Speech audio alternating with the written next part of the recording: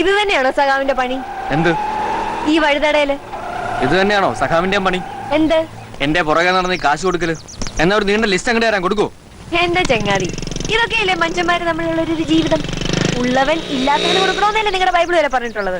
അന്യന്റെ മുതൽ ആഗ്രഹിക്കരുതെന്നും ബൈബിളിലുണ്ട്. ഇയാളെന്നെ ബൈബിളൊന്നും പഠിപ്പിക്കണ്ട. ഇങ്ങനത്തെ ഔദാര്യങ്ങൾ എനിക്ക് ഭയങ്കര ഇൻസൾട്ടാണ്.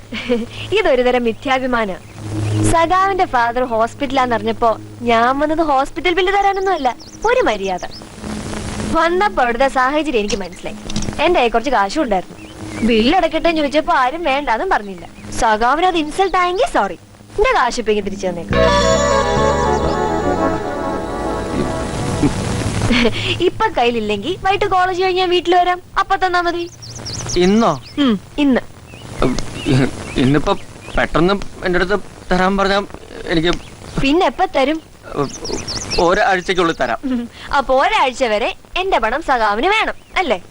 ഒരാഴ്ച കഴിഞ്ഞ് തരാൻ പറ്റിയില്ലെങ്കിലോ? തരും, തന്നിരിക്കും.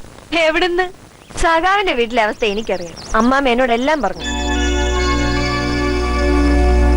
എന്തിനാ സഖാവ് ഇത്ര വലിയ ടെൻഷൻ? സഖാവ് തന്നെയല്ലേ പറഞ്ഞേ, പണം വരും പോകും, 4 അക്ഷരം പഠിച്ച അത് ഉണ്ടാവുന്നു. പരീക്ഷ വേണേ 4 അക്ഷരം പോയി പഠിക്ക്. IAS എടുത്ത് വലിയ കളക്ടർ ആവുന്ന അമ്മാമ്മയ്ക്ക് വാക്കുകൊടുത്ത ആളല്ലേ?